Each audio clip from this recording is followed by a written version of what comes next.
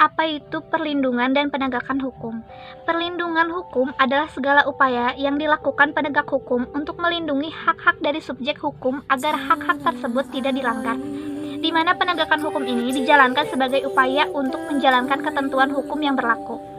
Suatu perlindungan dapat dikatakan sebagai perlindungan hukum apabila mengandung berbagai unsur-unsur, yaitu adanya perlindungan pemerintah terhadap warganya, jaminan kepastian hukum, dan berkaitan dengan hak-hak warga negara.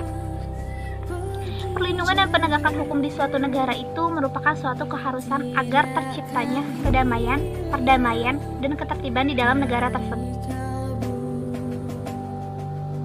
Contoh perlindungan dan penegakan hukum: yang pertama, melanggar tata tertib sekolah; yang kedua, melanggar tata tertib lalu lintas; yang ketiga, melanggar hukum pidana.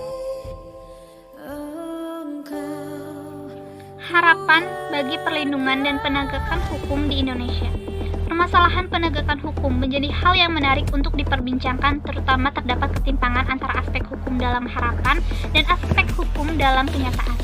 Ironisnya, kepatuhan masyarakat terhadap hukum sangat memprihatinkan. Hal ini dipicu oleh lemahnya penegakan hukum. Bisa dikatakan bahwa hukum di negara ini tajam ke bawah dan tumpul ke atas.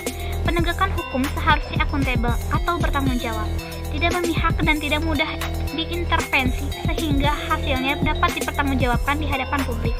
Rakyat butuh kepastian hukum atau sistem hukum yang berlaku di negara ini, karena penegakan hukum tak dapat berdiri sendiri tanpa adanya sistem hukum itu sendiri.